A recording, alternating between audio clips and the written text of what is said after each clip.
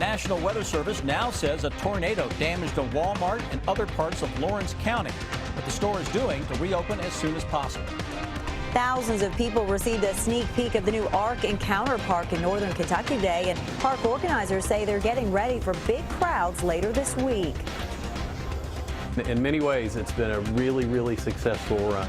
But why the owner of a well-known Lexington bookstore says he's putting the business on the market.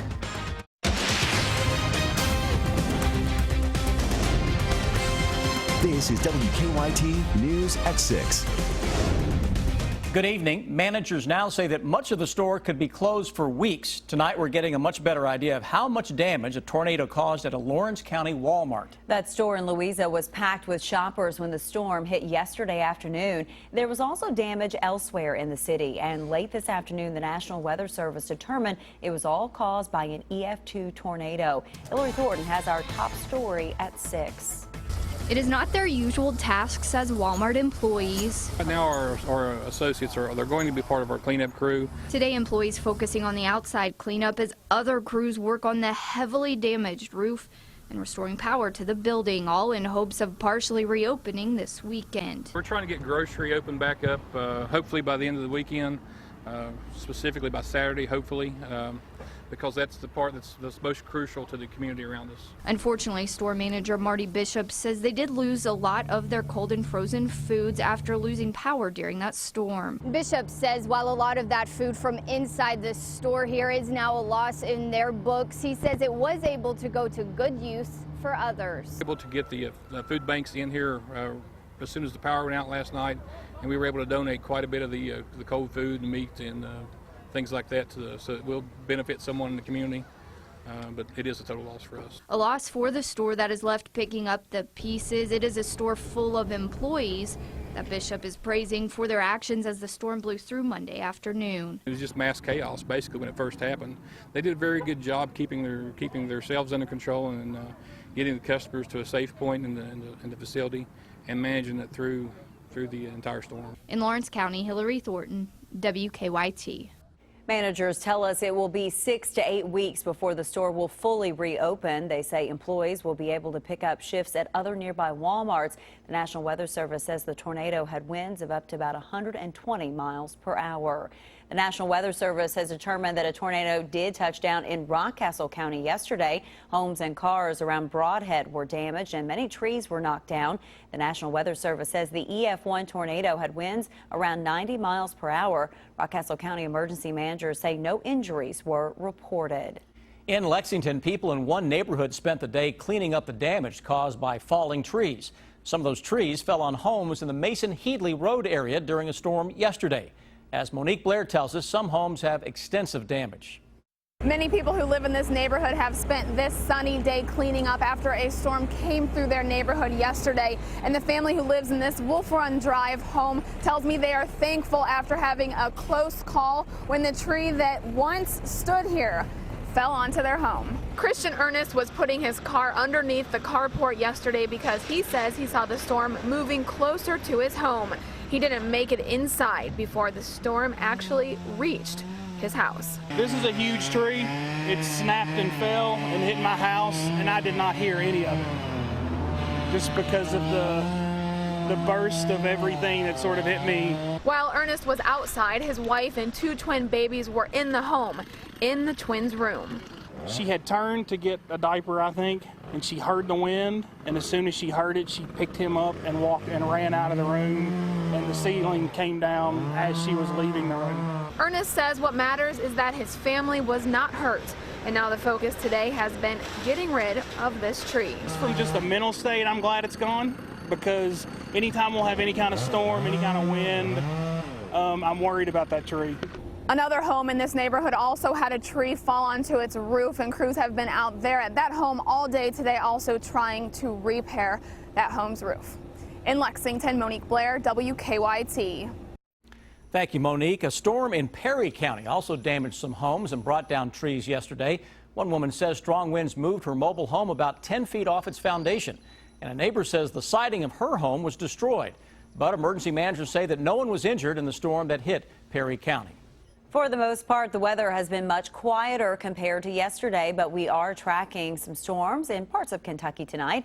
Chief Meteorologist Chris Bailey has an early look now at your forecast. Yeah, that action has been centered across the southern part of the area, nowhere near as strong as what we've dealt with over the past few days. And from our Skycam here in Lexington, we're looking on that southern horizon where it's a bit more ominous than if you looked to the north. And in Lexington, humidity is way up there, so it feels like 90, even though it's only 85 degrees. Look at that humidity at 63%, even with the wind coming at us from the northwest. And that northwesterly wind will eventually blow some thunderstorms in here from northwest to southeast. Right now, you can pick out the areas where we have dealt with a little shower thunderstorm. Danville 82, Somerset 79. That's what it feels like right now. And some of those thunderstorms finally beginning to weaken just a little bit here across parts of southern Kentucky. No more lightning that we're picking up on with that cell around Berea back into areas north of Mount Vernon, not too far away from Conway over to Crab Orchard. Lexington Metro, pretty good shape. Then we get into southeastern Kentucky with an isolated shower or a thunderstorm that continues to go up into this area. Most of the juice, though, continues to remain south of the Bluegrass State. And that hour-by-hour forecast for the rest of the evening looking much, much better. Look what happens, though. Watch the northwestern sky. Look at Indiana, a little cluster of thunderstorms, 6 o'clock tomorrow morning. That's a sign of things to come. We will focus on that northwestern sky for additional storms when I come back in a little over 5 minutes. New tonight, charges have been dropped against a man once accused in a Knox County murder. The Knox Circuit Clerk's office says papers were filed last week to dismiss robbery and murder charges against Jonathan Taylor, but the papers don't say why. Two people, William Lester and Amanda Hoskins, still face charges in the case. Police say the victim, Catherine Mills, was beaten to death in 2010. Also new tonight, the Kentucky Attorney General's office says Rowan County Clerk Kim Davis violated Kentucky's Open Records Act. Attorney General Andy Beshear's opinion claims Davis refused to hand over documents related to her case last year when she refused to issue marriage licenses to same-sex couples.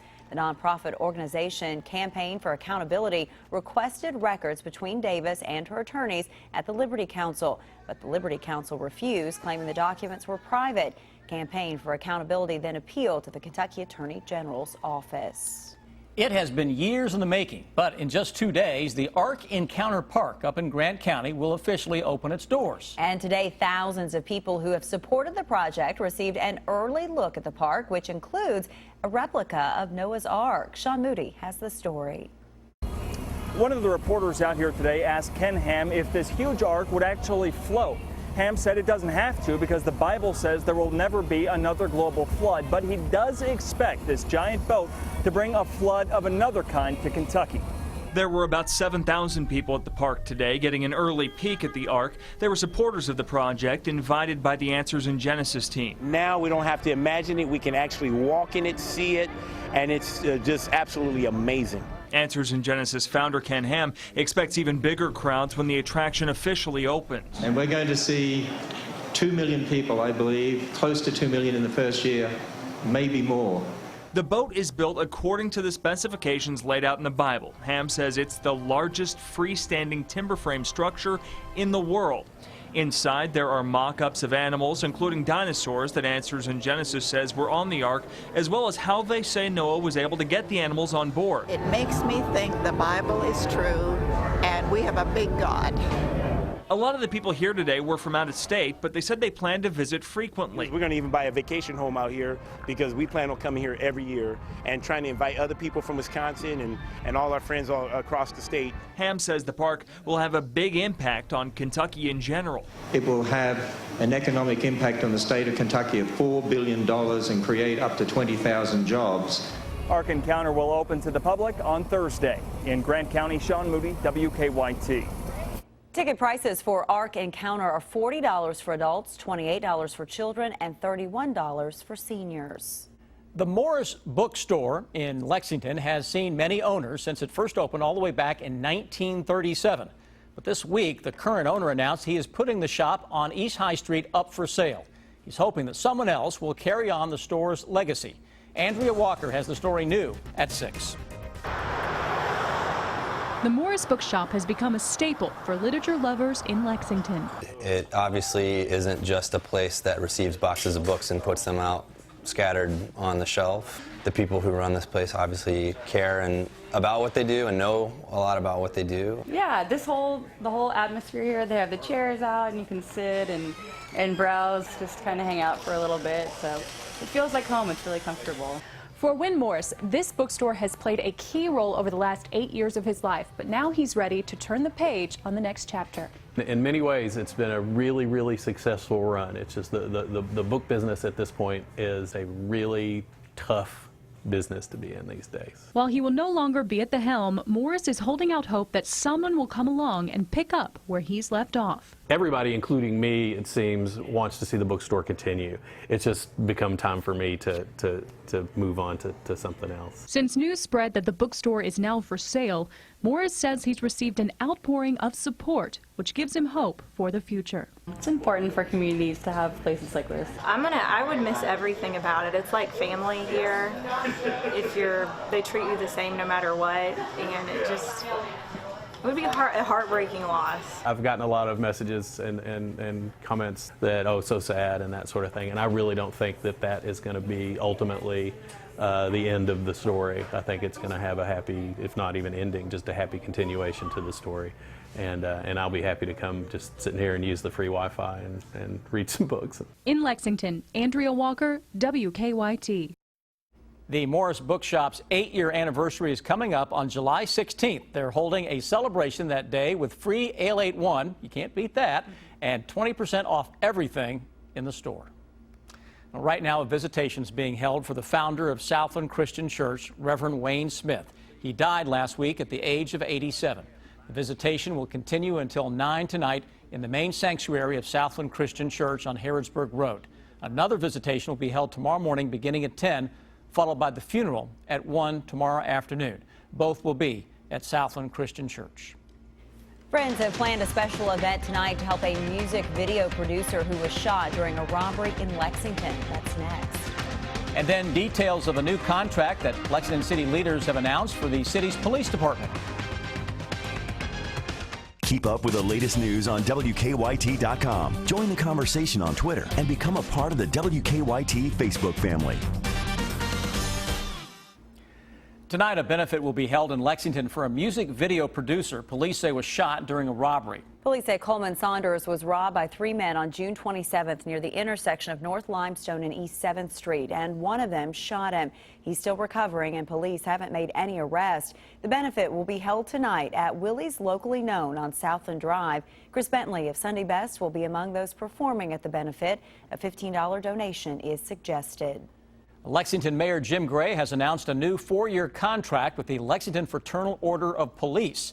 City leaders say the contract includes pay raises and it allows Police Chief Mark Barnard more flexibility for duty assignments. And the contract also removes costs for the use of home fleet vehicles. They say it also requires the city to notify an officer if his or her body camera footage is being released outside the city or to other law enforcement agencies. The contract is worth nearly $4 million over the 4-year period.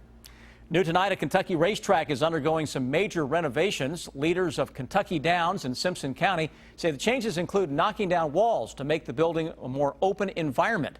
And they're putting glass around the back of the building, which faces the track. The track offers live racing, bingo, and instant racing machines. The project's expected to be finished in September. Now, your hour-by-hour forecast with Chief Meteorologist Chris Bailey. A little steamy out there today. Typical brand of early July heat and humidity. Temperatures about normal today. A lot of mid and upper 80s out there. Settling it down just a little bit, especially for areas picking up on some rain. Let's look outside at the thermometer. 77 Somerset. Not too bad. Unfortunately, for folks down there, coming with a stormy price. Had a little raindrop action in Danville as well. 79, 85 Lexington. Throw the humidity into the mix. It still feels 90 or a little better into parts of central and northern Kentucky. Defender radar network, still some showers and storms going up across southern parts of the area. Wayne County through the Lake Cumberland area, heading toward Burkesville and south of the Gradyville area of Adair County, Columbia, point south. A little thunder and lightning coming on into play now. That thunderstorm we had across Stanford and Lincoln County has weakened into parts of southern Madison County. Some thunder and lightning now into northeastern sections of Clay County. Lexington Metro we're in pretty good shape as we're out and about this evening. A lot of the heavier rains today centered just to our south into parts of East Tennessee. That's where we're getting in on a lot of thunder, a lot of lightning from Knoxville into the Gatlinburg area, and some thunderstorms going up around Nash Vegas down into Tennessee. I'm watching the northwestern sky over the next few days. Anything that goes up here is going to wind up with an upper level flow that is coming from the northwest and trying to get into parts of the Bluegrass State as we go into especially later tomorrow and Thursday, with the cold front entering the picture by the time we hit Friday. Let's break them down one at a time. Let's start with the day tomorrow with temperatures that can push 90. It'll feel hotter than that with a chance for a thunderstorm at any given point.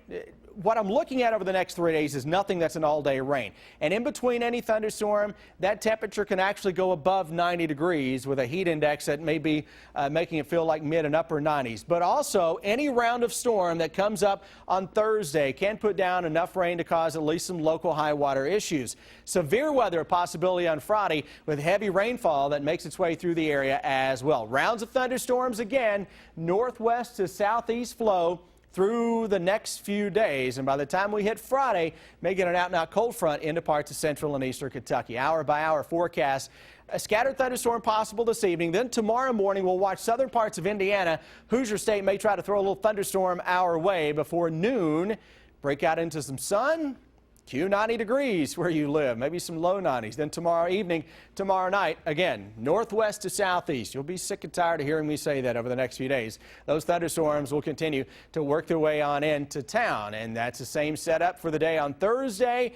And for Friday, second half of the day, could be a booming thunderstorm with some gusty winds and temps that may hit the low 90s ahead of that system on Friday. So 90 to 95 a possibility Friday. Much cooler weather on Saturday, lower humidity as well, and dare I say, a mainly dry weekend?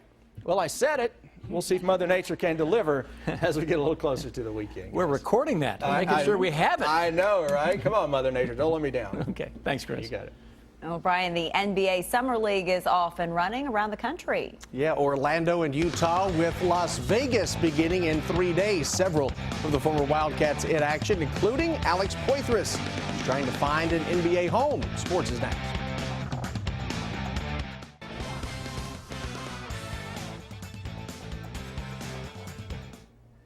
Former UK forward Alex Poitras in action today for the Orlando Magic Blue team in the NBA Summer League, his third Summer League game so far. And AP came in late in the first quarter, made 3 foul shots.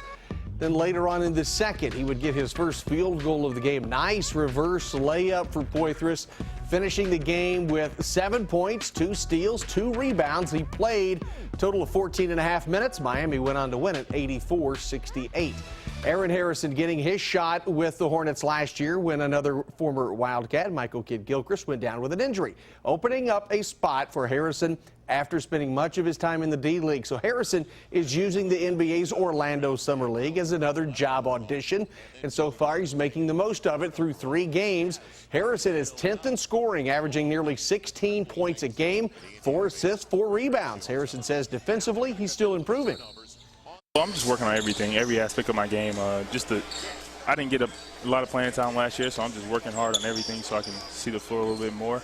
My strengths are scoring the ball. I think I can score. I got to definitely get more efficient to be an every night scorer in the league. And I think I can make plays for my teammates, drive the ball, make the right pass, and be a defensive stopper as well. Speaking of defensive stoppers, Willie Cauley-Stein will be heading into his second season in the NBA with the Sacramento Kings, and under new coach Dave Yeager, he's hoping to show more of his game. Last year, the Kings made Cauley-Stein the number 6 overall pick. Willie believes he can be more than just a defensive player. The Kings are just beginning workouts for Summer League play, and Cauley-Stein is getting more of a chance to show what he can do at the offensive end. Just spacing out the floor, being able to put the ball on the deck, shooting a little 15-footer, just being able to read, when to shoot it, when to drive it, when to pull up, and just, staying with the basic stuff that got me here. He seems so big to me anyways. I'm like, wow.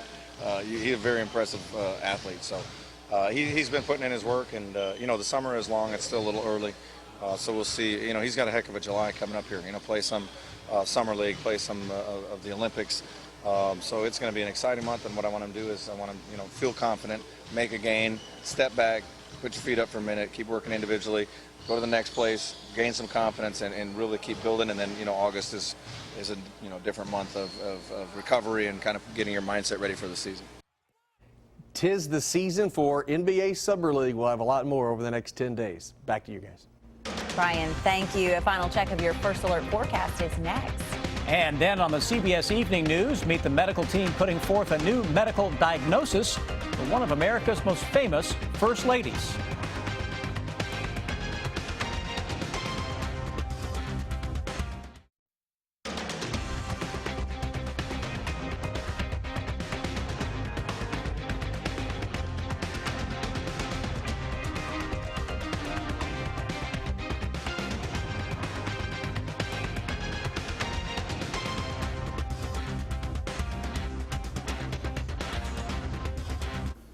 Well, a lot of folks needed this day to be able to get out, do a lot of cleanup in areas up in Louisa, Broadhead, and this pattern, though, is going to be kind of iffy the rest of the week. It's still stormy. It's just not as stormy, at least in the short term. This evening, southern Kentucky scattered shower thunderstorm. Next few days will feature a lot of heat and humidity, upper 80s, low 90s. It'll feel hotter than that with the humidity, and that same humidity in the air will lead to a daily threat for some thunderstorms working in from northwest to southeast. And like we've seen, any storm that goes up can put down a lot of water in a short amount of time.